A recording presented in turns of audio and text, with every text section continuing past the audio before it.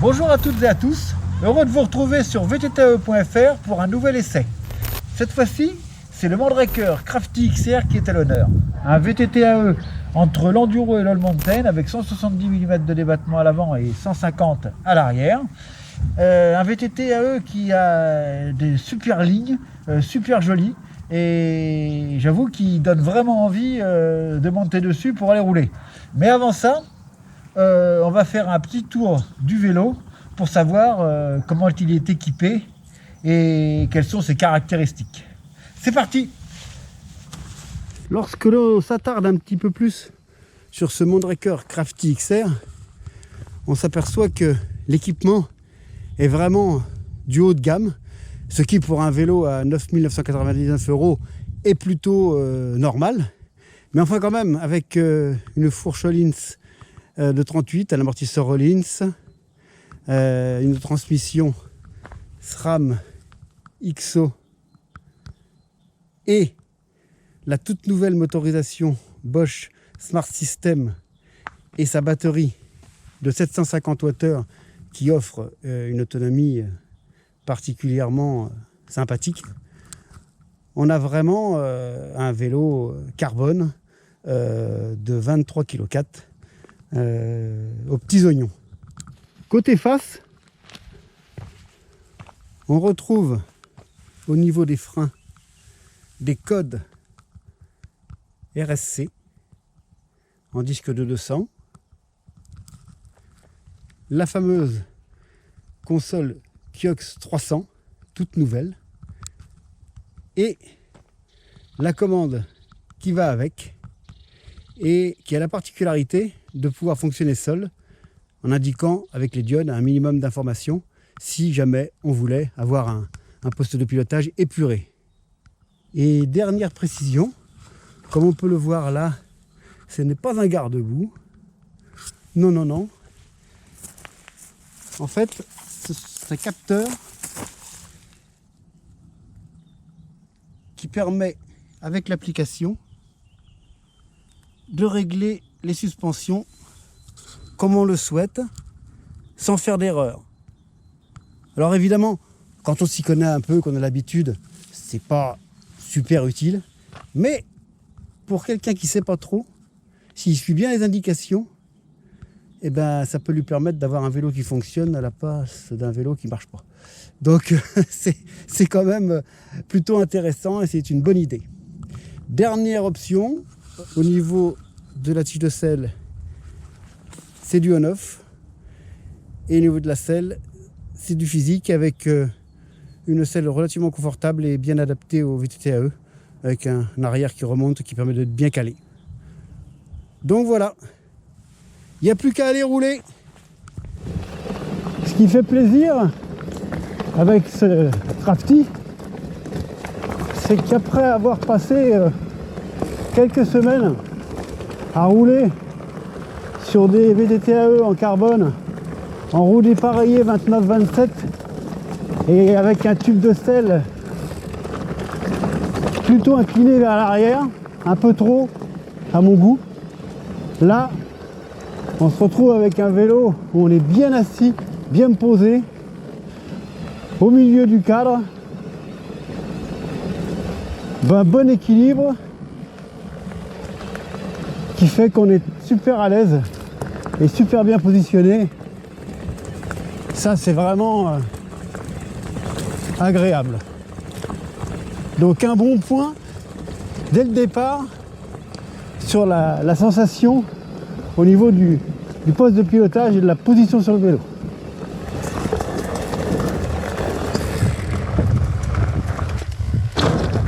Youhou! Là, ce qui est vraiment appréciable, c'est le confort allié au dynamisme du vélo. Redoutable.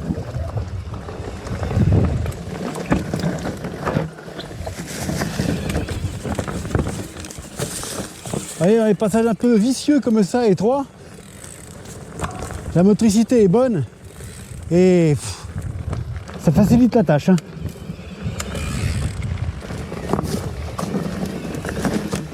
Désormais, avec la possibilité de paramétrer l'écho comme on le souhaite, en le mettant au maximum de ses capacités, on a vraiment la possibilité d'évoluer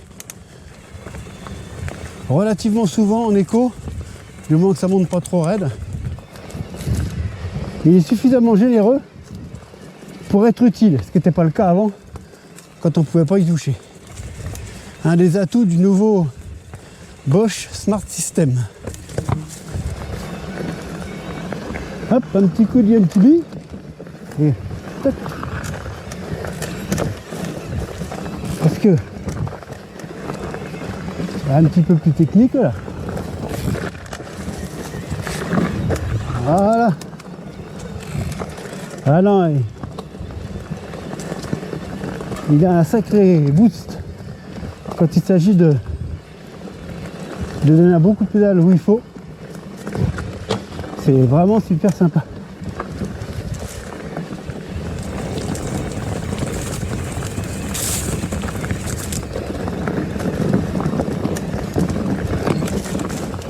Youhou, ça va vite là. En IMTB, dans des passages comme ça sinueux, en choisissant la bonne trace, le vélo il est hyper efficace. Les suspensions gomment les petits défauts, les roues de 29 aussi. Et comme il a un très bon rendement, c'est vraiment le pied.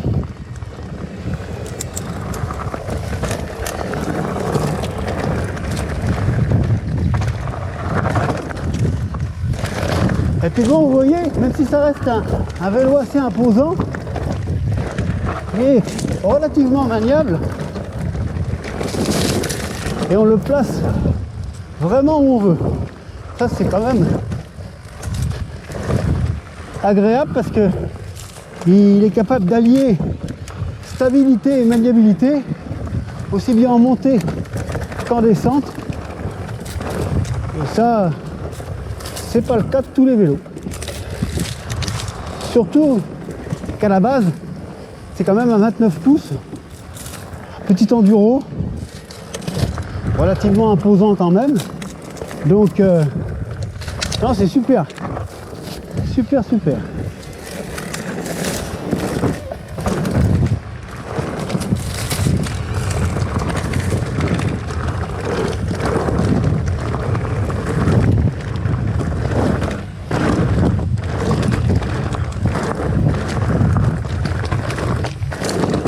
Dans les descentes, même dans les petits virages comme ça, on sent une bonne maniabilité, avec à la fois aussi une facilité à rester dans la bonne trace, même quand c'est très cassant, avec beaucoup de cailloux, comme c'est le cas ici. Faut juste faire un peu gaffe aux pneus, parce que sinon, il y a vraiment moyen de lâcher les freins.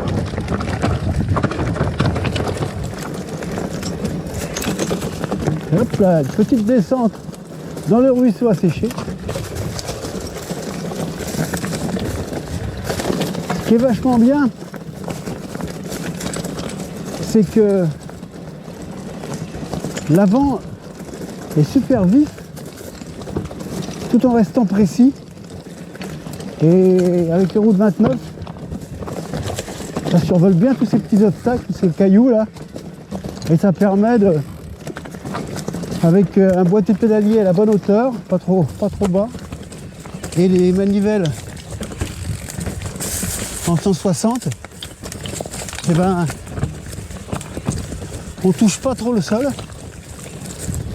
Il n'y a pas quand on fait une connerie, mais ça c'est normal.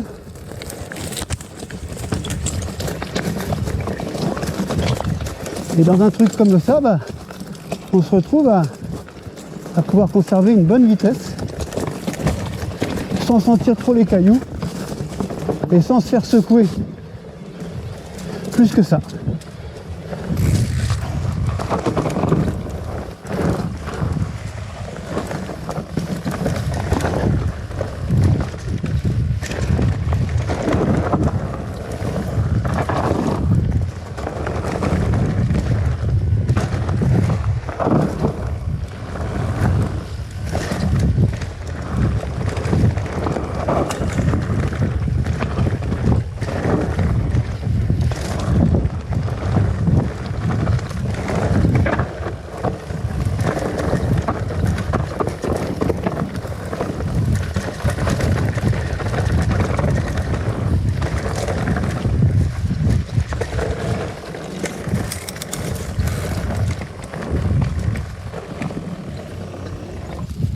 Hop.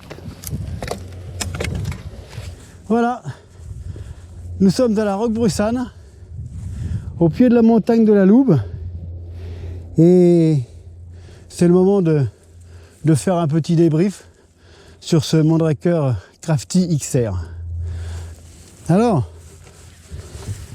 comment dire, au départ, c'est un vélo relativement polyvalent pour un VTT en 170 à l'avant et 150 à l'arrière. Mais ce qui est intéressant, c'est que dès qu'on commence à emprunter les chemins, quels qu'ils soient, on s'aperçoit du confort exceptionnel qu'il y a quand on est à son guidon. Le tube de selle bien orienté comme il faut, c'est-à-dire plutôt assez droit, pour être bien assis au-dessus du moteur.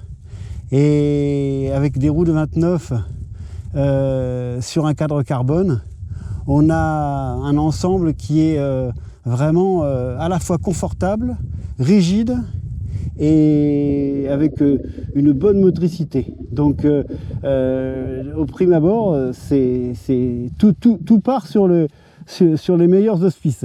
Donc pour tout ce qui est monté, on a vraiment un vélo facile.